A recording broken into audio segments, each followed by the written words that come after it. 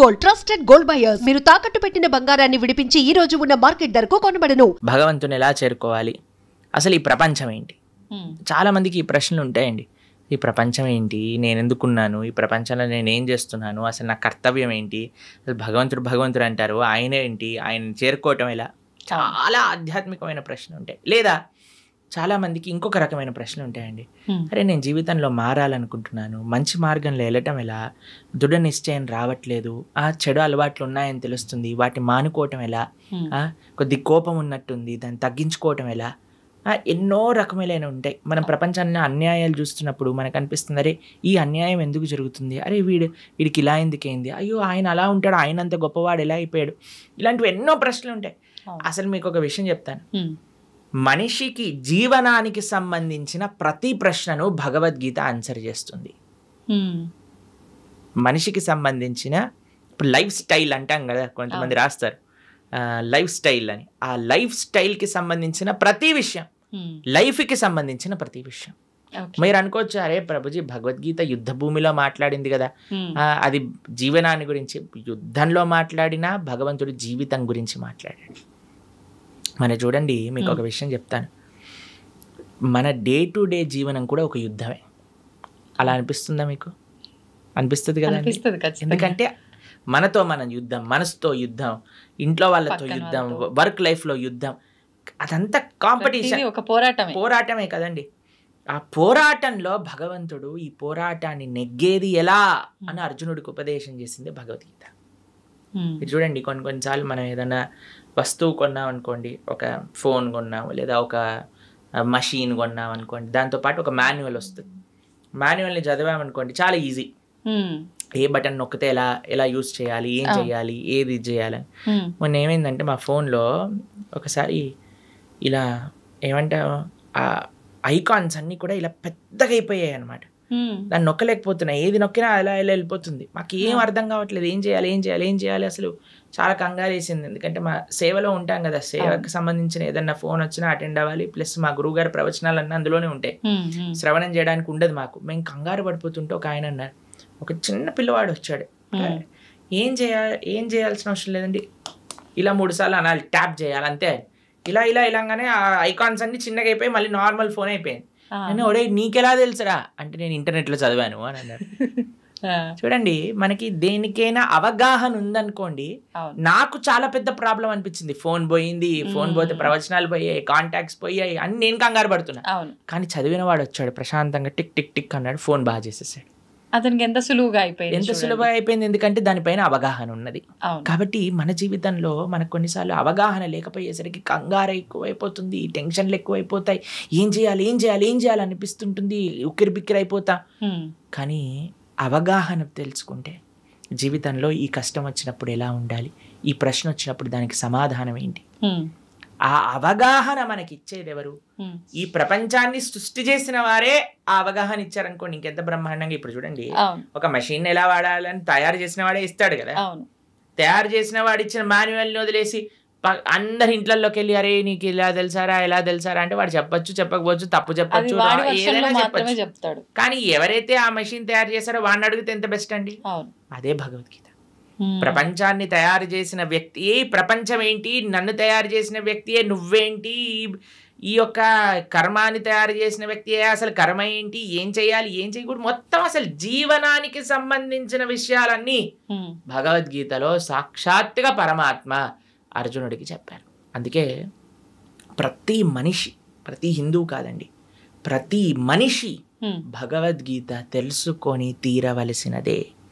చిన్న పిల్లల నుంచి వృద్ధుల వరకు ఎంత త్వరగా జీవితంలో మనం భగవద్గీత తెలుసుకోగలిగితే మన జీవనం అంత బాగుంటుంది. ఇప్పుడు చూడండి, మనం ఒక మెషిన్ తెచ్చాము, ఏదేదో వాడేసాము.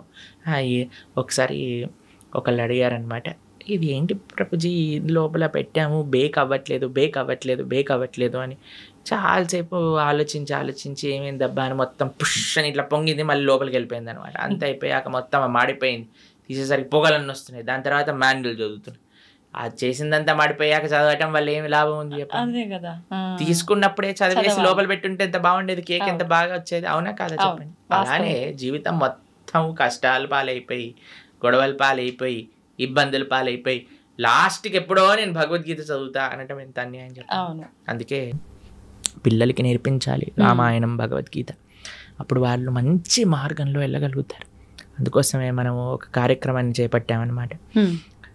7 జూలై తొలి ఏకాదశి మరుసటి రోజు. తొలి ఏకాదశి అంటే తెలుగు వాళ్ళందరికీ ఒక మంచి పండగ, అంటే ఒక కొత్త ప్రారంభం అలా అనుకుంటున్నాం. కాబట్టి తొలి ఏకాదశి పరమ పవిత్రమైన ఏకాదశి తర్వాత నుంచి వచ్చే ద్వాదశి రోజు నుంచి సాయంకాలం పూట 7:30 గంటల నుంచి ప్రతిరోజు 18 రోజుల పాటు 18 అధ్యాయాలు భగవద్గీత పూర్తి చేయబోతున్నాను చెప్పడం. కాబట్టి ఎవరైతే మీ ప్రేక్షకులు ఉన్నారో చక్కగా అటెండ్ అయ్యారనుకోండి, మొత్తం భగవద్గీత ఏం చెప్తుంది, భగవానుడు మనకి ఏం చెప్పాలనుకుంటున్నా 18 రోజులు కేవలం రోజుకి 2 గంటలు ఇవ్వటం చేత అర్థమైపోతుంది. దాని తర్వాత జీవనం చాలా సులభం అవుతుంది. ఆ విన్న వాటిని అర్థం చేసుకోవటం, అర్థం చేసుకున్న దాన్ని ఆచరించటం.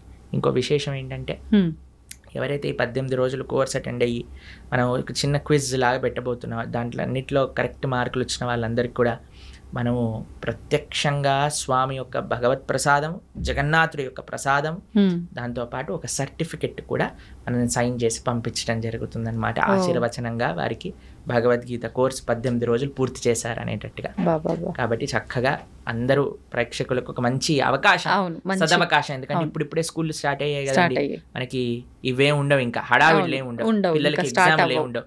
కాబట్టి చిన్న పిల్లల నుంచి పెద్దవాళ్ళ వరకు అందరు చక్కగా 7:30కి ప్రారంభం అవుతుందంటే ఆఫీసుల నుంచి వచ్చేస్తారు, అన్నిటి నుంచి వచ్చేస్తారు. కాబట్టి జాగ్రత్తగా ఒక 18 రోజులు కేవలం 2 గంటలు ఇవ్వటం చేత మంచి భగవద్గీత జ్ఞానాన్ని అర్థం చేసుకున్న వాళ్ళం అవుతాం.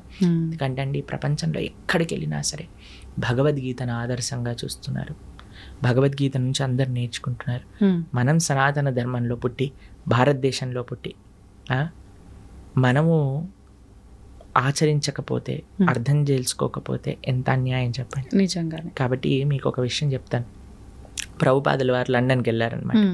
లండన్కి వెళ్ళినప్పుడు అక్కడ ఉండే వాళ్ళందరూ అన్నారు, Swamiji why did you come to our country, మీరేం తీసుకెళ్ళడానికి వచ్చారు మా దేశానికి అన్నారు. అయితే ప్రభుపాదుల వారు అన్నారు అనమాట, మీరు మా దేశాన్ని అతలాకుతలం చేసి, మా దేశం నుంచి దోపిడీ చేసి, ఎంత దోపిడీ చేశారో తెలుసా అండి బ్రిటిష్ వాడు? 43 ట్రిలియన్ డాలర్స్ ఇక్కడ నుంచి దోపిడీ చేసి తీసుకెళ్ళాడు వాడు. అంటే అంత డబ్బు 43 ట్రిలియన్ డాలర్స్ వర్త్ చేసేవన్నీ కూడా దోపిడీ చేశారు. మేము లండన్కి వెళ్ళాం కదా మొన్న, అక్కడ లండన్ మ్యూజియం అని ఉంటుంది, బ్రిటిష్ మ్యూజియం అని ఉంటుంది అనమాట. అక్కడికి వెళ్ళినప్పుడు ప్రభుపాదుల వారు ఒకసారి అడుగుతారు, ప్రభుపాద్ మీరు మ్యూజియంకి వెళ్ళాలనుకుంటున్నారంటే, ఓ స్టోలెన్ ప్రాపర్టీ అని అంటారు ప్రభుపాదుల వారు. అక్కడికి వెళ్తే అన్ని కోహినూర్ డైమండ్ మన విగ్రహాలు, మన ఇక్కడ నుంచి ఎత్తుకెళ్ళిన విగ్రహాలు, ప్లేట్లు, బంగారు గ్లాసులు, వెండి కంచాలు, వెండి పదార్థాలు, ఇవన్నీ అసలు వందల కొద్ది వస్తువులన్నీ అక్కడ ఉన్నాయి. మన సంపద అంతా అక్కడ మ్యూజియంలో పెట్టారు. మనం ప్రపంచంలోనే అందరికి మార్గాన్ని చూపించి అంత గొప్ప దేశంగా ఉన్న మన దేశం పైన పీక్కొని వాళ్ళంతా లూటీ చేసి, వాళ్ళ అనవసరమైన వాళ్ళకుండే అలవాట్లు, వాళ్ళకుండే పైశాచికత్వాన్ని అంతా జనాలకి అబ్బి, ఇప్పుడు కొంతమంది ఎలా తయారయ్యారటండి, బ్రిటిష్ వాడిని కీర్తిస్తున్నాడు. ఎందుకు సనాతన ధర్మం అన్నిటికంటే సేఫ్ అంటే, తల్లిదండ్రుల పట్ల, దేశం పట్ల, నీ యొక్క సమాజం పట్ల బాధ్యతని నేర్పిస్తున్న ధర్మం ఏదైనా ఉంటే అది సనాతన ధర్మమే. కొంతమంది నిజమైన నీకు మంచి చేసిన వాడు బ్రిటిష్ వాడు అని చెప్పి వాడి వెనకాల వాడికి ప్రణామం చేస్తున్నారు. అలాంటి వాళ్ళు ఈ దేశానికి పట్టిన ఒక అన్నిటికంటే పెద్ద వ్యాధి అని చెప్పచ్చు. ఆ దేశాన్ని విభజన చేయడానికి ప్రయత్నం చేస్తున్నారు వాళ్ళు. కాబట్టి మన వాళ్ళు ఎలా మూర్ఖుల్లా వాళ్ళ వెనకాల పోతున్నారో నాకు తెలియదండి. దేశాన్ని అతలాకుతలం చేసి మొత్తం తీసుకెళ్ళిపోయారు ఇక్కడ నుంచి. అలాంటి ప్రభుపాదుల వారిని అడిగారు, మీరేం తీసుకోవడానికి వచ్చారు నా దేశం నుంచి అంటే, ప్రభుపాదుల వారు అన్నారు, మీరు 100 సంవత్సరాలు లూటీ చేసి తీసుకెళ్లారు మా దగ్గర నుంచి, అన్నిటికంటే విలువైన వస్తువైన భగవద్గీతను తీసుకెళ్ళలేదు, భారతదేశ సనాతన ధర్మం యొక్క ఆధ్యాత్మికత తీసుకెళ్ళలేదు, కానీ నేను వచ్చాను అది ఇవ్వడానికి మీకు అని చెప్పారు. అది గొప్ప విషయం. ప్రపంచము భారతదేశం వైపు చూస్తుంది. మన యశస్వి ప్రధానమంత్రి గారు ఎంత గొప్ప వ్యక్తులు వారు ఎక్కడికైనా వెళ్ళినా సరే వారితో పాటు భగవద్గీతను తీసుకెళ్ళి అందరికి ఇస్తున్నారు. చూసారా? మొన్న కలిసినప్పుడు వారు అమెరికా, నాకు తెలిసి పంచతంత్ర, శుభవిలాస్ ప్రభు అని ఉంటారు, మా ఆలయంలోనే ఉంటారు వారు. శుభవిలాస్ ప్రభు రాసిన పంచతంత్ర పుస్తకాన్ని గిఫ్ట్గా ఇచ్చారు. భగవద్గీతను గిఫ్ట్గా ఇస్తున్నారు. ఎందుకు ప్రపంచం అంతా గీత గీత అని ఎందుకు మాట్లాడుతుందంటే ఆ గీత యొక్క వైభవాన్ని తెలుసుకున్నారు కాబట్టి. మొన్న మేము ప్రపంచవ్యాప్తంగా మీరు అన్నారు కదా ఇందాక తిరిగి వచ్చాం, ఏం చెప్పాం? గీత గురించి. కాబట్టి మన హిందువులు సనాతన ధర్మంలో ఉండేవాళ్ళు ప్రాథమికంగా భగవద్గీతను నేర్చుకోవాల్సినదే. అప్పుడు ఎలా అయితే మనం అధ్యయనం చేస్తామో నేర్చుకుంటాం. అందుకే అందరికి సులభంగా అర్థమయ్యే విధంగా మనం ఈ కోర్స్ చేయబోతున్నాం. 18 రోజులు, స్టార్టింగ్ విత్ 7th జూలై సోమవారం సాయంకాలం 7th to 24th చక్కగా ఆ భగవద్గీతను వింటే ఒక సర్టిఫికెట్ వస్తుంది. ఈ గీత చదువుకున్న వాళ్ళం అవుతాం, జీవితాన్ని మార్చుకున్న వాళ్ళం అవుతాం. వాస్తవం ప్రభుజీ, నిజంగా అంటే మంచి ఆలోచన ప్రభుజీ. ఇప్పుడు ఈ మధ్యకాలంలో భగవద్గీత చదవాలి, ఇంట్లో పెట్టుకున్నంత మాత్రాన సరిపోదు, ఖచ్చితంగా పుస్తకం తెరిచి అసలు ఏముందనే విషయాన్ని తెలుసుకునే ప్రయత్నం చేయాలి అంటారు. కానీ అంటే కొన్నిసార్లు పుస్తకం తీసి చదువుతున్నప్పటికీ అది ఎన్నోసార్లు చదివినా కొన్నిసార్లు అది అర్థం అవ్వదేమో. ఇలా క్లాసెస్ రూపంలో, మాటల రూపంలో వింటే దానిలో సారాంశం అనేది తొందరగా అర్థమవుతుంది. నిజంగా మీరు చేసిన చాలా మంచి ఆలోచన, అందరూ కూడా దాంట్లో పాల్గొనాలని ఆశిద్దాము. అయితే ఇంకొక క్వశ్చన్ ఏంటి నాది అని అంటే, గీతకు సంబంధించే కృష్ణుడు గీతలో చెప్పిన ఒక మాట, కర్మని చేయండి కానీ ఆ కర్మకు తగ్గ ఫలితాన్ని మాత్రం ఆశించకూడదు అని చెప్పి. అంటే మనుషులం అన్నాక ఖచ్చితంగా ఏదైనా చేస్తున్నాము అని అంటే దాని నుంచి ఏదో ఒకటి మనకు కొంత లాభం పొందాలి అనే ఆలోచన ఉంటుంది కదా ప్రభుజీ, ఎందుకని అలా చెప్పారంటారు కృష్ణుడు? ఇప్పుడు మీకు ఒక చిన్న ప్రశ్న. ఇప్పుడు మీకు 2 డాటర్స్ కదా, అవును, వాళ్ళ బర్త్డేస్కి ఫ్రెండ్స్, ఫ్యామిలీ, అమ్మమ్మ, తాతయ్యలు వాళ్ళు వీళ్ళు వచ్చారనుకోండి. ఒక్కొక్కళ్ళు వచ్చిన వాళ్ళు 2000, 5000 అన్నీ ఇస్తూ ఉన్నారనమాట వారికి. అప్పుడు మీరు ఏం చేస్తారు? బర్త్డే అయిపోయాక, నాన్న ఎన్ని వచ్చాయి మొత్తం కౌంట్ చేసి నాకు ఇవ్వు, నేను పిగ్గీ బ్యాంక్లో పెడతాను, ఎప్పుడైతే నీకు అవసరం ఉంటుందో అప్పుడు ఇస్తానని చెప్తాను. ఓ 50,000 వచ్చాయా, ఏదన్నా చేసుకో అని చెప్తారా మీరు? చెప్పం. ఏమంటారు మీరు? ఖచ్చితంగా తీసుకుంటాము, దాన్ని జాగ్రత్త పెడతారు కదా. అవును. అది మీరు వాడేసుకుంటారా? వాడం. వాళ్ళకి ఎప్పుడైతే అవసరం ఉంటుందో అప్పుడు ఇస్తారా? అదే భగవానుడు చెప్పింది. అదే కర్మ చెయ్యి, ఫలాన్ని అపేక్షించకు, ఫలాన్ని నేను దాచిపెడతాను, నీకు ఎప్పుడు కరెక్టా అప్పుడు నేను ఇస్తాను, నీ చేతుల్లో ఉంటే నువ్వు పాడు చేసుకుంటావు బాబు. ఇప్పుడు మీకెలా మీ పిల్లలో భగవంతుడికి మనందరం పిల్లలమే కదండి. ఆ ప్రేమతో భగవానుడు చెప్పిన మాట అండి. అంటే ఇప్పుడు స్వామి ఏమంటున్నాడు, చాలా సింపుల్ గా మీకు ఒక విషయం చెప్తాను. ఒక ఆయన అమెరికాకి వెళ్ళాడు, చదువుకుంటున్నాడు, బాగా చదువుకున్నాడు, ఎంఎస్ చేశాడు, జాబ్ వచ్చింది. జాబ్ వచ్చాక చాలా పెద్ద శాలరీ అనుకోండి, ఓ $10,000 వస్తున్నాయి అనుకోండి. వాళ్ళ నాన్న అన్నారు, నాన్న అసలు నీకు ఎన్ని ఖర్చులు ఉన్నాయో ఒకసారి రాసి పెట్టు అనగానే, రూమ్ రెంట్కి ఇంత, తిండికి ఇంత, పెట్రోల్కి ఇంత, ట్రావెల్కి ఇంత, తర్వాత ఎక్స్పెన్సెస్, కొన్ని అడాక్ ఎక్స్పెన్సెస్, వాటన్నిటిని నాన్న నాకు ఒక 3,000 చిల్లరల్లో అయిపోతుంది అని అంటే, సరే నాన్న 3,500 నీ దగ్గర పెట్టుకో, మిగతావన్నీ నా బ్యాంక్ అకౌంట్లో వేసేయని చెప్పాడు. సరే ఆ పిల్లవాడు పాపం నాన్నగారు చెప్పారు కదా అని, నాన్నగారు చదివించారు, నాన్నగారు చెప్తున్నారు కదా అని మిగతావన్నీ వేసేస్తున్నారు. వాళ్ళ రూమ్మేట్స్ ఏమో అందరు కూడా పార్టీలకు వెళ్తున్నారు, తిరుగుతున్నారు, తాగుతున్నారు, తిరుగుతున్నారు, అన్ని చేస్తున్నారు. వీడేమో చేయలేకపోతున్నారు, డబ్బులు లేవు కదా ఇంత. అయితే అందరు కూడా చూసావా, వీడు నాన్నకి ఇచ్చేస్తున్నాడు, డబ్బులు నాన్నకి ఇచ్చేస్తున్నాడు. వాడికి కూడా కొన్నిసార్లు డౌట్ వచ్చింది, బాధ వేసింది, అయ్యో ఎందుకు ఈయన నాన్నని డబ్బులు తీసేసుకున్నాడే. సరే అని కొన్ని సంవత్సరాలు వర్క్ చేశాక ఆయన మళ్ళీ తీసుకొచ్చారు, పెళ్లి చేశారు. ఆయనకి మంచి సంబంధం చూసి పెళ్లి చేసి, వివాహం అయిపోయాక ఇప్పుడే వాళ్ళిద్దరు మళ్ళీ అమెరికాకి వెళ్తున్నప్పుడు, నాన్న నువ్వు 2 సంవత్సరాల నుంచి ఏవైతే డబ్బులు నాకు వేస్తున్నావో ఆ డబ్బులన్నీ మళ్ళీ ఇప్పుడు నీ బ్యాంక్ అకౌంట్లోకి ట్రాన్స్ఫర్ చేశాను, ఇది చూసుకో, ఇది ట్రాన్స్ఫర్ అయిపోయింది అని అంటే, ఆయన అడిగారు, నాన్న ఇన్ని రోజుల నుంచి తీసుకున్నావు, ఇప్పుడు ఎందుకు ఇచ్చావు? ఎందుకంటే అప్పుడు ఇస్తే నువ్వు పాడైపోయేవాడివి, కానీ ఇప్పుడు నీకు ఒక మంచి పార్ట్నర్ అవసరానికి ఆ పార్ట్నర్ చూస్తుంది నువ్వు ఏం ఖర్చు పెడుతున్నావు, ఏం చేస్తున్నావు, ఏం తప్పు చేస్తున్నావు, ఏం కరెక్ట్ చేస్తున్నావు. కాబట్టి ఇప్పుడు నీకు వివాహం అయింది కాబట్టి ఒక బాధ్యతాయుతంగా నిన్ను మంచి మార్గంలో పెట్టేవాళ్ళు నీతో ఉన్నాం కాబట్టి ఇప్పుడు ఇచ్చేస్తున్నా, నాకేం అవసరం లేదు నాన్న అని ఆ నాన్నగారు చెప్పారు. ఆ నాన్నగారు చెప్పింది కరెక్టా రాంగా చెప్పండి? కరెక్ట్, ఖచ్చితంగా కరెక్టే కదా. అదే భగవంతుడు చెప్తున్నా, నాన్న ఫలం నీ చేతిలో ఉంటే మిస్యూజ్ చేసుకునే అవకాశాలు ఉంటాయి, కాబట్టి ఫలాన్ని అపేక్షించకుండా try your best, do your best. ఆ ఫలితం నేను ఎప్పుడు నీకు ఏ క్షణంలో నీకు కావాలో ఆ క్షణానికి నేను ఇస్తాను. ఎంత గొప్ప మాట. నిజంగా చాలా గొప్ప మాట. కాబట్టి అది పరమాత్మకి మన పట్ల ఉండే ప్రేమ. ఈ విషయాలు ఎలా అర్థమవుతాయండి అని అంటే, ఎప్పుడైతే మనం వింటామో భగవద్గీతని, ఎవరైతే భగవద్గీతను అర్థం చేసుకొని దాన్ని మనకే అర్థమయ్యే విధంగా చెప్పే వాళ్ళ దగ్గర నుంచి శ్రవణం చేసినప్పుడు, మనం చదివినప్పుడు చాలా సులభం అయిపోతుంది. అందుకే మీరు చూడండి, మన భగవద్ ధర్మ ప్రచార మార్గంలో కొంతమంది మ్యాజిక్లు చేస్తూ ఉంటారు. చూసారా మీరు? కొంతమంది అంటే మన ధర్మ ప్రచార మార్గంలో కాదు నేను చెప్తున్నాను, కొన్ని వీళ్ళు ఏవో నీళ్ళు చల్లుతుంటారు, ఏవో పూస్తుంటారు, ఏవేవో చేస్తుంటారు, పిచ్చి పిచ్చిగా డాన్స్లు వేయటాలు. వాళ్ళకి ఏమైందో అసలు, అలాంటి మురుకులు ఎలా ఉంటారు అనిపిస్తుంది కొన్నిసార్లు. మంచిది మనల్ని వదిలేసి, లేకపోతే ఆ మురుకుల్ని మనం ఎలా భరించగలుగుతాం అనిపిస్తుంది. అలాంటి వేషాలు, వీళ్ళందరూ డ్రామా ఆర్టిస్టులు అయిపోవచ్చు చాలా బాగా. కానీ ఎందుకు వాళ్ళు మూవీస్ లో ట్రై చేయకుండా ఇలాంటి పనులు, అంటే డబ్బులు అక్కడ సంపాదిస్తుంటున్నారు ఎక్కువగా, అందుకోసం అటు వెళ్తున్నారు. అలాంటివన్నీ మనం చేయమండి గలీజ్గా. వేరే వాళ్ళని మోసం చేయటాలు, వేరే వాళ్ళని ఏదో ఇది చేయటాలు, అలాంటివన్నీ ఏమీ ఉండవు. చాలా మంది అడుగుతారు, ఇస్కాన్ వాళ్ళు విదేశీయుల్ని మార్చట్లేదా మీకు విషయం తెలుసా అండి? అక్కడ మేము వెళ్ళాము, అక్కడ ఉండే వీళ్ళు ఎక్కడికైతే వెళ్తారో ప్రతి ఆదివారం వాళ్ళవన్నీ అమ్మేశారు. కొన్ని చోట్ల బార్ షాపులు ఉన్నాయి ఆ ప్రదేశాల్లో, కొన్ని చోట్ల అయితే మా గుళ్ళే ఉన్నాయి అక్కడ. ఎందుకంటే అక్కడికి ఎవ్వరు వెళ్ళట్లేదు, ఎవ్వరికి ఇంట్రెస్టే లేదు, అలా తయారైపోయింది అక్కడ. మేము ఒక దగ్గరికి వెళ్ళామండి, అసలు అక్కడ ఉండే ఎవరైతే ఆ మత ప్రబోధకులు ఉన్నారో, ఆ ధర్మంలో ఉండేవాళ్ళు, ఇప్పుడే నేను మీకు వీడియో కావాలంటే పంపిస్తాను, అంటే మీ పర్సనల్కి చూపించకండి జనాలకి. ఫ్రాన్స్లో ఏవైతే ఈ మత పెద్దలని వాళ్ళ ధర్మంలో వాళ్ళ మతంలో ఉన్నారో, కొన్ని సంవత్సరాల లోపల వాళ్ళు చూస్తే 3,40,000 మంది పిల్లల పైన లైంగిక దాడులు చేశారు. 3,40,000 మంది పిల్లల పైన. ఎంత ఘోరం! అయితే మేము మొన్న ఐర్లాండ్ అనే దేశంలో ఉన్నాం, అక్కడ కూడా వాళ్ళ మతం ఉండేది. వాళ్ళ మత పెద్దలు ఎవరైతే ఇలాంటి పిల్లల పైన అఘాయిత్యాలు చేయటం బయటపడ్డాక, ఆ దేశమే మొత్తం ఆ మతాన్ని వదిలేసింది.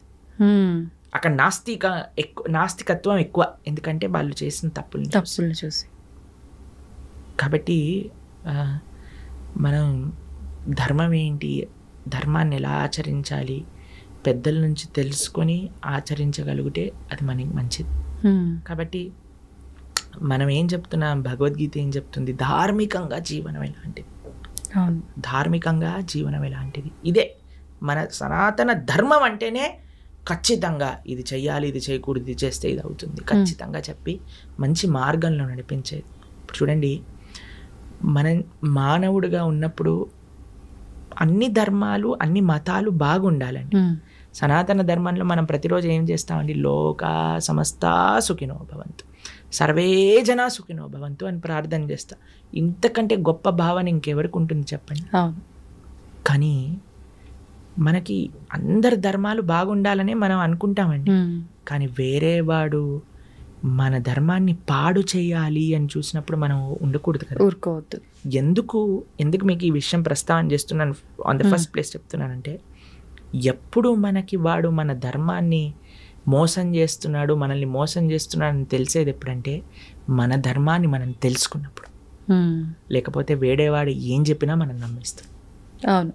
ఇప్పుడు చూడండి, వాస్తవం ఏంటో మన పిల్లల పైన మనకి నమ్మకం ఉన్నప్పుడు, మన పిల్లలంటే మనకి తెలిసినప్పుడు, మన కుటుంబ సభ్యులు అంటే ఎవరో మనకు తెలిసినప్పుడు, వేరేవాడు వచ్చి ఏం చెప్పినా మనం నమ్మమంటే, వేరేవాడు ఏదైనా చిచ్చు పెట్టడానికి ప్రయత్నం చేసినా మనం నమ్మం. ఎందుకంటే మన ధర్మం గురించి పూర్తి అవగాహన ఉంది. నేను చెప్పేది ఏంటంటే, సనాతన ధర్మంలో ఉండే చాలామంది టీవీలలో చెప్తూ ఉంటారు, మనకి ఈరోజు కావాల్సినది ఏదన్నా ఉంటే అందరి ఐకమత్యంగా సనాతన ధర్మాన్ని నిలబెట్టడం. కానీ కొంతమంది వీటిలలో కూడా వ్యూవర్షిప్ కోసం, వాటి కోసం ఒకళ్ళనొకళ్ళు తిట్టుకోవటాలు, ఇలాంటివన్నీ చేస్తున్నారు. అవన్నీ చేయకూడదు. ధర్మం అంటే అందరు కలిసి కుటుంబంగా ఉండాలి. మంచిగా మనం ఉన్న వేరే మతాలు చేస్తున్న దాడులను మనం తట్టుకోగలుగుతాం. First education important. కాబట్టి నేను చెప్పేది ఏంటంటే, ప్రతి హిందువు భగవద్గీత వినండి, భగవద్గీతను చదవండి, కృష్ణుడు ఏం చెప్తున్నాడో వినండి. భగవద్గీత అన్ని సంప్రదాయాలు శాక్త, శైవ, వైష్ణవ, నానాపత్య, ఏ సాంప్రదాయం చెందిన వారైనా భగవద్గీత చదవాల్సిందే అండి. ఇంకా ఏ పుస్తకం చదివినా చదవకపోయినా భగవద్గీత చదవాల్సిందే. అది ఎందుకంటే భగవద్గీత అనేది సనాతన ధర్మానికి ఒక బేస్, అది ఫిలాసఫీ భగవద్గీతలో ఉన్నది. అవును.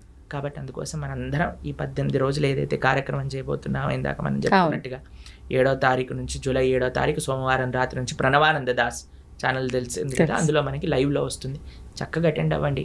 ఎంత మార్పు మీరు చూస్తారో మీకే తెలుస్తుంది. అంటే ప్రతి మానవుడు అన్నాక ప్రతి ఒక్కరూ గీతని చదవాల్సిందే, వినాల్సిందే, ఆచరించాల్సిందే. ముఖ్యంగా ఇంకా హిందువులైతే అస్సలు పక్కన పెట్టాల్సింది లేదు ఖచ్చితంగా. అంటే ఇప్పుడు ఎన్నెన్నో ఇబ్బందులు పడుతున్నాము, ఎన్నెన్నో ఇలా ఉండకూడదు, అలా ఉంటే బాగుంటుందేమో అని అనిపించినప్పటికీ అసలు ఏంటి కరెక్ట్, మనం ఎక్కడి నుంచి స్టెప్ వేయొచ్చు, ఎలా వెళ్తే ధర్మంగా ఉంటుందని ఆలోచన వచ్చి కూడా తెలియక ఆగిపోయే వాళ్ళు ఉన్నారు. అటువంటి వాళ్ళందరికీ కూడా ఒక మంచి మార్గం దొరికిందనే చెప్పొచ్చు దీని ద్వారా. ప్రభుజీ, కృష్ణుడు ఇప్పుడు అర్జునికి గీత గురించి అంతా కూడా బోధించాడు, మా అందరికీ తెలిసిందంతే. కానీ అర్జుని కన్నా ముందర కూడా గీత కృష్ణుడు ఎవరికో బోధించారని చెప్పి వింటున్నాం. గీతలోనే చెప్పారు ఆయన, వివస్వాన్ అనే సూర్య భగవానుడికి బోధించారట. ఆ వివస్వానుడు మనువుకి చెప్పారట. అలా మనువు అలా ఆ సాంప్రదాయంలో వచ్చింది, కానీ మధ్యలో ఇక్కడ లుప్తం అయిపోయింది. అందుకే ఆ వివస్వానుడికి ఇచ్చిన జ్ఞానాన్ని మళ్ళీ నీకు ఇస్తున్నాను అని కృష్ణుడే అర్జునుడికి చెప్పాడు భగవద్గీతలో.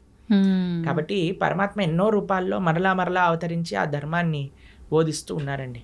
కాబట్టి మన ఆచార్యులు వేదవ్యాసుల వారు వ్యాసాయ విష్ణు రూపాయ వ్యాస రూపాయ విష్ణు, ఆయన ఏం చేశారు, మహాభారతంలో మంచిగా ప్యాకేజింగ్ చేశారు. మన గిఫ్ట్ ప్యాక్ లో ఈసారి చూడండి, కొంతమంది గమ్మత్తుగా ఆ డబ్బాలు ఓపెన్ చేయాలి, మళ్ళీ డబ్బా ఉంటుంది, ఆ డబ్బా ఓపెన్ చేయాలి, లోపల డబ్బా అలా డబ్బాలు తీసి లోపల ఏదో ఉంగరం ఏదో ఉంటుంది అనమాట.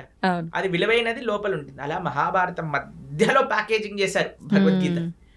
ఎందుకంటే ఆ భగవద్గీత అత్యంత విలువైన రత్నం, అమూల్యమైన రత్నం అన్నమాట మనకి మహాభారతంలో లభించేది. కాబట్టి ఆ యొక్క విశేషం ఇందాక మీరు ఎలా అయితే అన్నారో ఆ అద్భుతము శ్రీకృష్ణ భగవానుడు భగవద్గీత రూపంలో మనకు అందించారు. కాబట్టి దాన్ని అధ్యయనం చేయటం, అర్జునుడికి ఉపదేశం చేశారు అంటే అర్జునుడి యొక్క మాధ్యమంగా అందరికీ ఉపదేశం. ఇప్పుడు మీరు నన్ను ఇంటర్వ్యూ చేస్తున్నారు, మీకోసం చేస్తున్నారా? అందరి కోసం, అంతే కదా. అలా అర్జునుడు కూడా కృష్ణుడి ప్రశ్న అడిగి ఎందుకోసం? అర్జునుడి కోసము, అందరి కోసం. కాబట్టి అర్జునుడు కూడా కృష్ణుడి దగ్గర ఇంటర్వ్యూ చేశాడనమాట. ఆ ఇంటర్వ్యూ ఏంటి? ఇప్పుడు చూడండి, అందరికి ఇంటర్వ్యూలు ఇష్టం, పాడ్కాస్ట్లు ఇష్టం. ఆది పాడ్కాస్ట్ అని ఫస్ట్ జరిగిన పాడ్కాస్ట్ కృష్ణ అర్జున్ పాడ్కాస్ట్ అని అక్కడి నుంచే ప్రారంభం అయింది అనమాట.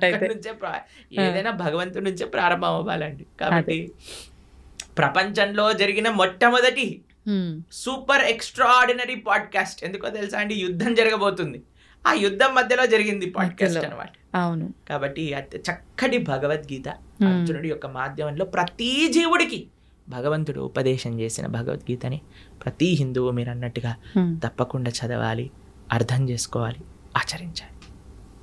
ప్రభుజీ, ఇప్పుడు అర్జునుడికి చెప్పాల్సిన సిచ్యువేషన్ అక్కడ ఎందుకు ఏర్పడింది అంటే కొంతమంది కొన్ని రకాలుగా చెప్తారు. అంటే అక్కడ ఉన్నదంతా నా వాళ్ళే, నేను వాళ్ళని ఎలా చంపుతాను అనే భావన అర్జునులో వచ్చింది. కాబట్టి దీన్ని కనుక అతనికి ఉపదేశిస్తే దానివల్ల ఇక్కడ జరగాల్సిన క్రతువు అంతా కూడా కరెక్ట్గా జరుగుతుంది ఒకటి. ఇప్పుడు మనం అనుకున్నట్టుగా అందరికీ ఒక మెసేజ్ ఇవ్వడం కోసం అని ఒకటి. అసలు ఏంటి వాస్తవం ప్రభుజీ? ఇప్పుడు మీకు ఒక విషయం చెప్తాను. చాలాసార్లు మనకి ఒక సందిగ్ధ పరిస్థితిలో ఉంటాం, కన్ఫ్యూజన్. అవును. అర్జునుడు మహాయోధుడు, స్వర్గానికి వెళ్ళారు, శివుడిని ఓడించారు, ఒక రకంగా చూస్తే పాశుపతాస్త్రం తీసుకోవడానికి. అలాంటి వారు కూడా రాత్రులు కూడా ప్రాక్టీస్ చేసి, అసలు యుద్ధ విద్య అంటే అర్జునుడే. అందరి యొక్క కృపాపాత్రులు అయ్యారు ఆయన. ఆ ఇంద్రుడి యొక్క కృపాపాత్రులు అయ్యారు, పరమశివుడి యొక్క కృపాపాత్రుడు అయ్యాడు. నారాయణుడు అయితే పక్కనే ఉన్నాడు, కృష్ణుడు పక్కనే ఉన్నాడు కదండి, ఇంకా దానికంటే గొప్ప విషయం ఏం కావాలి. అలాంటి వ్యక్తికి కూడా కన్ఫ్యూజన్ వచ్చింది. ఎందుకు? అర్జునుడికి కన్ఫ్యూజన్ రాలేదండి, మనందరికీ అలాంటి కన్ఫ్యూజన్ స్టేట్ వస్తుంది. కరెక్ట్. ఆ కన్ఫ్యూజన్ నుంచి బయటపడటం భగవద్గీత నేర్పిస్తుంది. మీకు ఒక చిన్న విషయం చెప్తాను.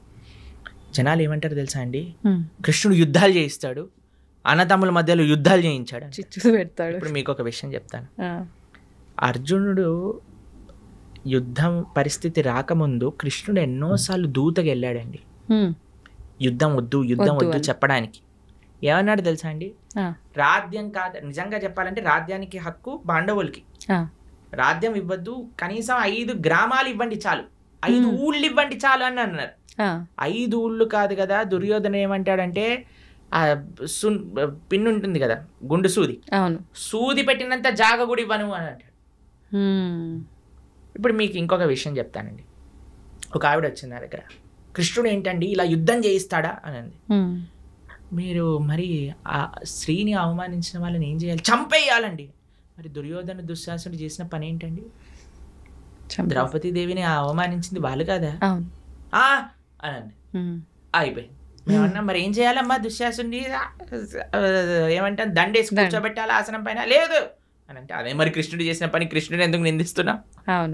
ఎంత విచిత్రం చూడండి అసలు. ఇంకొక విషయం చెప్తాను మీకు, ఒక సిచ్యువేషన్ చెప్తానండి. ఒకళ్ళు పోలీస్ డిపార్ట్మెంట్లో పనిచేస్తున్నారండి. వాళ్ళ సొంత తమ్ముడే 10 మందిని హత్య చేశాడు. ఇప్పుడు ఈ పోలీసు వాళ్ళ తమ్ముడిని పట్టుకోవాలా, తమ్ముడని వదిలేయాలా? పట్టుకోవాలి, అదే ధర్మం కదా, ధర్మం కదా ప్రభుజీ. తమ్ముడు కన్నా కూడా అంటారు కదా ప్రభుజీ పెద్దవాళ్ళే, తమ్ముడు అంటే ఏదో సామెత ఉంటది, మన వాళ్ళైనా సరే నీతి తప్పకూడదు, ధర్మంగా ఉండాలి అంతే కదండి. మరి కౌరవులందరూ నీతి తప్పారు, అందుకు కృష్ణుడు యుద్ధం చేయమన్నాడు. అరే వాళ్ళని నువ్వు అన్నయ్యలుగా, తమ్ముళ్ళుగా, బావలుగా, మరుదులుగా చూడకనానా, వాళ్ళు అధర్మం చేసిన వ్యక్తులుగా చూసి వాళ్ళని శిక్షించు. ఎందుకంటే నువ్వు నీకు ఆ రోలు, నువ్వు ఒక క్షత్రియుడివి, క్షత్రియ ధర్మాన్ని అనుసరించి నువ్వు యుద్ధం చెయ్యి అని కృష్ణుడు చెప్పాడు. దీంట్లో ఏం తప్పుందా అండి? ఏం లేదు. ప్రపంచంలో అది చెయ్యట్లేదు కాబట్టి ఈరోజు బాధగా ఉన్నాం. ఎవడో ఒకడు ట్రాఫిక్ పోలీస్ దగ్గర పట్టుబడిన వాడు కూడా ఫోన్ చేసి మా బావ ఎవరో తెలుసా, మా అన్న ఎవరో తెలుసా అని బ్లాక్ మెయిల్ చేస్తారు. ఆ వాడు ఏదో కుర్చీ పైన కూర్చున్నాడు, వాడిని వదిలేసే అంటాడు. ఏంటని అన్యాయమా? ఇప్పుడు ఈ రోజు వదిలేస్తే టోపీ పెట్టుకోనందుకు, దాన్ని ఏమంటారు హెల్మెట్ పెట్టుకోనందుకు, కానీ చచ్చేది వాడే కదా. పైన ఉన్న వాడికి ఏమైంది, ఫోన్ చేసిన వాడికి ఏమైంది? అంతే కదండి. కాబట్టి ఇది ప్రాబ్లం. అందుకే చూడండి పెద్ద పెద్ద స్కామ్లు చేసిన వాళ్ళందరూ మంచిగా పార్లమెంట్లో కూర్చొని ఇది చేస్తున్నారు. ఎందుకు అని అంటే మన వాళ్ళు కదా, మా వాళ్ళు వదిలేస్తారు. కానీ అక్కడ వదలరు కదా, అక్కడ వదలడు కదా. కాబట్టి అందుకే మనం జాగ్రత్తగా ఉండాలి. అందుకే భగవంతుడు ఏది చేసినా, భగవంతుడు జనాలు భగవంతుడికి ధర్మాధర్మ విచక్షణ చేస్తుంటాడు. కృష్ణుడు అధర్మం చేశాడు, కృష్ణుడు ధర్మం చేశాడు, అలా ఉండదయ్యా. భగవంతుడు ఏమి చేస్తే అది ధర్మం అవుతుంది, భగవంతుడు ఏది చెప్తే అది నిజం అవుతుంది. చూడండి ప్రైమ్ మినిస్టర్ ఏదన్నా ఆర్డర్ చేశాడు అనుకోండి, ఇప్పుడు చూడండి మనకి నోటు బందీ అని చేశారు. నోటు బందీ, నేను నోటు బందీ చేయను, ఎంత ధైర్యం నీకు నోటు బందీ చేస్తావు అంటే ఏమైనా ఇద్దా అండి? నోటు మూసుకొని మనమే డబ్బులు మార్చుకుంటాను 2 రోజులు అరిచినా సరే. అంతే అవును కదండి, ఎందుకంటే నువ్వు జీవించాలి. కాబట్టి జనాలందరూ భగవంతుడిని అంటున్నారు. అలా కాదయ్యా, భగవంతుడు చెప్పింది నువ్వు వినాలి, నువ్వు చెప్పింది భగవంతుడు వినాడు. ఇది మనం తెలుసుకోవాల్సి. అంటే మనం ఎంతసేపు అజ్ఞానంలో ఉన్నాం, అంతే కదండి. అజ్ఞానాన్ని వీడి మనం బయటికి రాలేకపోతున్నాం కదా. కాబట్టి ఇది మనం గుర్తుపెట్టుకోవాల్సిన విషయం. కాబట్టి మనకి తెలియదు, నీకు అర్థం కావట్లేదు అంటే నువ్వు తెలుసుకో, అంతేగాని భగవంతుడిని మార్చుకోవద్దా. కాబట్టి మనం అందుకే చెప్తున్నాను, ఎక్కడొస్తుంది అంటే శాస్త్రీయమైన శ్రద్ధ ఎప్పుడైతే ఉంటుందో, ఎప్పుడైతే మనం వినయంగా నేర్చుకుంటామో తత్వాన్ని, అప్పుడు మనకి ఏ పరిస్థితిలో ఉన్నా సరే ఆ ధర్మం గోచరిస్తుంది, ఆ ధర్మం మనల్ని కాపాడుతుంది. ఓకే ప్రభుజీ, ఇప్పుడు ధర్మార్థ కామ మోక్షాలు అంటుంటారు, దీన్ని ఎలా తీసుకోవాలి, ఎలా ఆచరించాలి? చూడండి, చతుర్విధ పురుషార్థములు అంటారు. ధర్మ, అర్థ, కామ, మోక్ష. చాలా సింపుల్గా చెప్తాను, చాలా అద్భుతమైన విషయం చెప్తాను మీకు. దీన్ని ఎలా జతపరచాలి అని అంటే, కామము మోక్షంతో, అర్థము ధర్మంతో. ధర్మ, అర్థ, కామ, మోక్ష అన్నారు కదా, 4 ఉన్నాయి. ఓకేనా? ధర్మాన్ని అర్థాన్ని కలపండి, కామాన్ని మోక్షాన్ని కలపండి. అర్థం అంటే ఏంటో తెలుసా అండి? ఐశ్వర్యం, డబ్బులు. దేంతో కలపమన్నా? ధర్మంతో. అంటే మనం సంపాదించే ప్రతి రూపాయి కూడా ధార్మికంగా సంపాదించాలి, ధర్మం కోసం ఖర్చు పెట్టాలి. ఇదొక పాయింట్ అయిపోయిందా? కామము అంటే కోరిక. ఏం కోరుకోవాలి నువ్వు? ఈ జన్మ ఎలా తరింపజేసుకోవాలి, భగవంతుడి యొక్క శాశ్వతమైన సేవ ఎలా చేయాలి, అది మోక్షం. మోక్షం అంటే భగవంతుడి యొక్క శాశ్వతమైన సేవా స్థితిని పొందటం. వైకుంఠంలో, గోలోకంలో స్వామిని ఆరాధన చేసుకోవటం. ఎవరు మన భగవత్ స్వరూపంగా మనం భావించి ఆరాధన చేస్తున్నాము, స్వామి దగ్గరికి వెళ్ళి చక్కగా రామ, కృష్ణ, నృసింహ, నారాయణ వాళ్ళకి ఆరాధన చేసుకోవటం, నిరంతరం వారి యొక్క సేవలో ఉండటం. కాబట్టి కోరిక మోక్షం కోసం, కోసం అర్థం ధర్మంతో కలపడం. ఎప్పుడైతే ఇలా మనం ఉంటామో, ఎప్పుడైతే మనం ఇలా మనం చేస్తామో, ఎప్పుడైతే ఇలా మన జీవనం ఉంటుందో, ధార్మికంగా సంపాదించటం, ధర్మం కోసం వెచ్చించటం, కోరిక కేవలం భగవంతుని తెలుసుకోవటానికి, భగవంతుడి యొక్క సేవ కోసం ఎప్పుడైతే ఉంటామో అప్పుడే మానవుడు పరిపూర్ణ జీవనాన్ని జీవించిన వాడు అవుతాడు. ఈ విశేషాలన్నీ కూడా మనకి భగవద్గీతలో ఉంటాయి. కానీ ఇదంతా ఉల్టా జరుగుతుంది కదా ప్రభుజీ ప్రస్తుతం. అంతే కదండి, డబ్బు సంపాదించడం కోసమే కోరికల కోసం ఖర్చు పెట్టేస్తున్నారు. ధర్మము మోక్షం అయితే తెలియదు. అవును, ఇప్పుడు ఏం చేసినా దీనికోసం. పిల్లవాళ్ళకి మీరు చూడండి, బాగా చదువుకోవాలి నాన్న, అప్పుడే డబ్బులు బాగా వస్తాయి, డబ్బులు బాగా వస్తే సుఖంగా ఉంటావు. చిన్నప్పటి నుంచి వాడికి ఈ 2 విషయాలు చెప్తున్నాం కదండి. బాగా సంపాదించి మంచి జాబ్ వస్తే మంచి పిల్ల ఉంటుంది, కథం అయిపోయి జీవితం నచ్చినట్టుగా ఉండగలుగుతాం. జీవితాన్ని అన్యాయం అక్కడ. చిన్న పిల్లవాడికి డబ్బులు సంపాదించు సుఖంగా ఉండి ఈ 2 విషయాలు చెప్పి పెంచితే రేపు ప్రొద్దున వాడికి డబ్బులు సంపాదించలేని పరిస్థితి ఒకవేళ వచ్చింది అనుకోండి, వాడు చచ్చిపోదాం అనుకుంటున్నాడు. మళ్ళీ వాడు ఇంకా వేరే దారుల్లో ఎలా అయినా డబ్బు సంపాదించే ప్రయత్నం కూడా చేస్తాడు. అంతే కదండి. ఇప్పుడు బెట్టింగ్లన్నీ ఎందుకు చేస్తున్నారు, ఇప్పుడు ఈ యాప్లన్నీ ఎందుకు వస్తున్నాయి, ఎందుకు ఇంతమంది? నేను కాలేజీలో ఇంజనీరింగ్ చదువుతున్న రోజులలో ఎంతమంది అండి బెట్టింగ్లు పెట్టి ఇంట్లలోంచి లక్షలు డబ్బులు తెచ్చి అక్కడ పెట్టేసి కొట్లాడుకొని నెత్తుర్లు వచ్చి పెద్ద పెద్ద గ్యాంగులు ఏర్పడి, అసలు ఎంత అన్యాయం అంటే అంత అన్యాయం. ఎందుకోసం అండి? డబ్బులు ఉంటే సుఖంగా, డబ్బులు అవసరమే, ఎవరు చెప్పలేమండి డబ్బులు ఉండకూడదు, డబ్బులు లేవు. కష్టపడు, ధార్మికంగా ఉండు. అన్నిటికంటే మీకు ఏం తెలుసు అంటే, డబ్బుల కంటే ముఖ్యం స్వాంతన, అంటే సాటిస్ఫాక్షన్. ఎంతున్నా సరే దాంట్లో సుఖంగా ఉండేవాడు కదండి.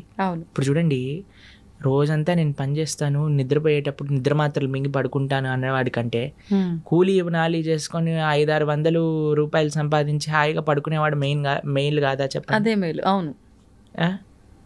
కాబట్టి ఇప్పుడు హోటళ్లలోకి వెళ్ళి తిని దాన్ని డైజెస్ట్ చేసుకోవడానికి మెడిసిన్లు వేసుకొని ఇలా ఉండే బ్రతికేవాడికైనా చద్దన్నము మజ్జిగ కారం పెట్టుకొని తినేవాడు, ఆ అన్నం కరెక్ట్గా ఒక పూట కడుపులో టైంకి తినేవాడు మంచివాడు కాదంటారా చెప్పండి? కాబట్టి సుఖం ఎక్కడ ఉంది అంటే నీ భావనలో ఉన్నది. స్వాంతన అది ముఖ్యం. అన్ని కోట్లుగా సంపాదించి సుఖం లేదు స్వాంతన లేదు అన్నవాడికి మనం ఏం చేయగలుగుతాం చెప్పి. కాబట్టి భగవద్గీత ఒక ఓవరాల్ ఒక మంచి కంప్లీట్నెస్ని జీవితానికి ఇస్తుంది. అందుకే మనకి భగవద్గీత యొక్క విశేషం ఎన్నోసార్లు చెప్పుకున్నా. అందుకే మనం అనుకుంటున్నాం ఈ సంవత్సరం ఈ జూలై 7వ తారీఖు నుంచి ఈ 18 రోజులు భగవద్గీత కోర్స్ చేయటం వల్ల కనీసం యువత, ఎవరైనా చిన్నపిల్లలు పెద్దవాళ్ళు మిగతా ముఖ్యంగా యువతీ యువకులు కానీ చక్కగా వచ్చి, అందుకే మీ ప్రేక్షకులందరికీ చెప్పేది ఏంటంటే, ఇంటిల్లిపాది ఎలా అయితే మీరు సీరియల్లను చూస్తారో, ఆ రియాలిటీ షోలను చూస్తారో అందరు కూర్చొని, ఆ సినిమాలు ఎలా అయితే చూస్తారో, న్యూస్ ఎలా అయితే చూస్తారో, అలా ఇంటిల్లిపాది కూర్చొని భగవద్గీత కూడా శ్రవణం చేయండి. ఆ శ్రవణం చేయగలిగితే మొత్తం ఇల్లంతా ఒక మంచి మార్పుని పొందుతుంది, దాంట్లో ఎటువంటి సందేహం లేదు. కాబట్టి ఈ యొక్క కోర్స్ జూలై 7వ తారీఖు ప్రణవానంద దాస్ ఛానల్లో 7:30కి సాయంకాలం 7:30 నుంచి 9 గంటల వరకు చక్కగా శ్రవణం చేయండి. ఎన్నో మంచి మార్పులు మీరే మళ్ళీ మాకు చెప్తారు. అది తప్పకుండా ఆ కోర్సులో కలుసుకునే ప్రయత్నం చేద్దాం. మీరు కూడా రావడానికి ప్రయత్నం చేస్తామన్నారు, అవును కదా? ప్రయత్నిస్తాను రావడానికి, వీలైతే వస్తాను. ప్రభుజీ, మనకు అతి త్వరలోనే తొలి ఏకాదశి రాబోతుంది. ఇందాక మీరే చెప్పారు. అసలు ఏంటి తొలి ఏకాదశి అంటే? మన సనాతన ధర్మంలో ఏకాదశికి ఒక ప్రాధాన్యత ఉంది, దాని గురించి ఒక్కసారి వివరంగా. ఏకాదశి అత్యంత పరమ పవిత్రమైన రోజు. ఏకాదశి ఉపవాసం, ఏకాదశి వ్రతం చేయకుండా ఎవ్వరు ఉండకూడదు. ఏకాదశి వ్రతం చేస్తే అన్ని వ్రతాలు, నోములు, పూజలు చేసిన ఫలితం వస్తుంది. ఏకాదశి వ్రతం చేయకుండా ఎన్ని చేసినా ఫలితం ఉండదు.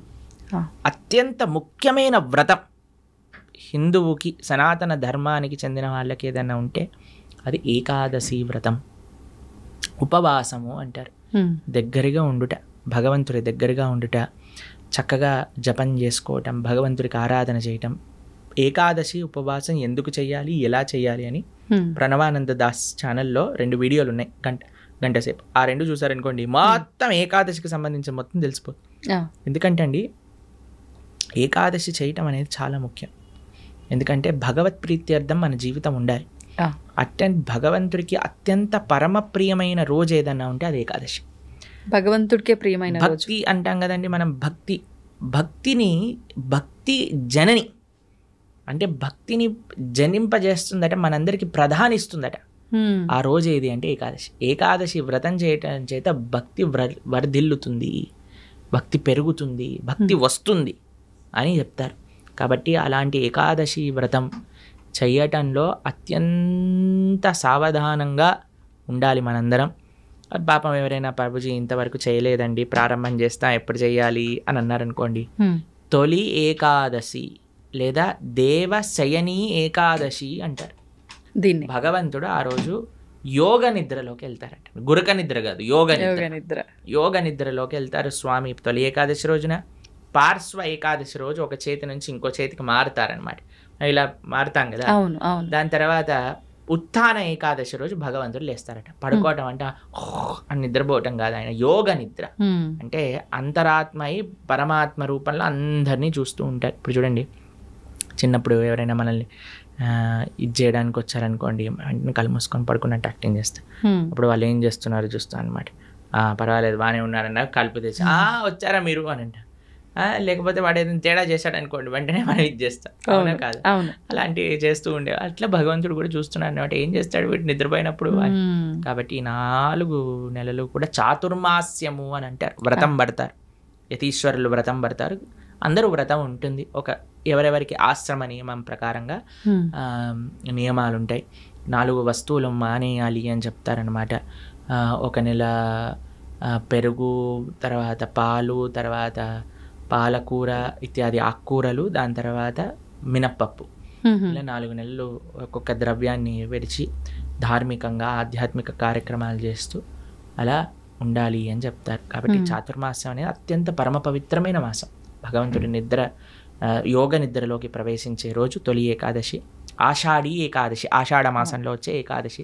పండరీపురంలో పెద్ద ఉత్సవం చేస్తారనమాట ఈ ఏకాదశికి. లక్షల మంది, 10-15 లక్షల మంది వచ్చి దర్శనం చేసుకుంటారు. భగవాన్ ఉన్న రోజు పండరీపురంలో లక్షల మంది తుకారాం మహారాజ్ పుట్టిన ప్రదేశం, జ్ఞానేశ్వర్ మహారాజ్ పుట్టిన ప్రదేశం నుంచి నడుచుకుంటూ పాదయాత్రగా 20 రోజులు పాదయాత్ర చేసి పండరీపురాన్ని చేరుకొని గొప్ప ఉత్సవం, దిండి యాత్ర, దేహు యాత్ర అంటారనమాట. చాలా అద్భుతమైన ఉత్సవం అక్కడ జరుగుతుంది. ఇది దేవశయని ఏకాదశి, తొలి ఏకాదశి అని మనకి ఈ జూలై 6వ తారీఖున వస్తుంది. తొలి ఏకాదశి మరుసటి రోజు ద్వాదశి నుంచి మనం ఈ కార్యక్రమాన్ని ప్రారంభం చేసుకుంటున్నాం, భగవద్గీత కార్యక్రమం. ఎందుకంటే తొలి ఏకాదశి, ఒక ఏకాదశి రోజు మంచి కార్యక్రమం మనం ప్రారంభం చేసుకోవాలి. ఆ స్వామికి ప్రార్థన చేసి ఉపవాసం చేసి దీక్ష పట్టి నెక్స్ట్ డే నుంచి ద్వాదశి నుంచి పరమ పవిత్రం. ఏకాదశి ఎంత గొప్పదో ద్వాదశి ఎంత గొప్పది. ఆ ద్వాదశి రోజు నుంచి మనం భగవద్గీత ప్రవచనం అనేది ప్రారంభం చేస్తున్నా. 18 రోజులు 18 అధ్యాయాలు భగవద్గీత ప్రతిరోజు సాయంకాలం 7:30 గంటకి ప్రణవానంద దాస్ ఛానల్లో మనం వీక్షించవచ్చు అనమాట. అది విశేషం. తప్పకుండా ప్రభుజీ, నిజంగా అందరూ ఆ లైవ్కి వస్తారని చెప్పి ఆశిస్తున్నాను. నిజంగా అంటే ప్రతి ఒక్కరిలో ఉంటుంది అలాంటి మంచి మంచి విషయాలు వినాలి అని చెప్పి, అందులోనూ మీరు చెప్తుంటే వినాలని ఆసక్తి చూపించేవారు కూడా చాలా ఎక్కువ మందే ఉన్నారు ఇప్పుడు. సంతోషం ప్రభుజీ, మరొక మంచి ఎపిసోడ్లో మరిన్ని మంచి విషయాలు మీతో మాట్లాడాలని ఆశిస్తున్నాను. ధన్యవాదాలు. హరే కృష్ణ.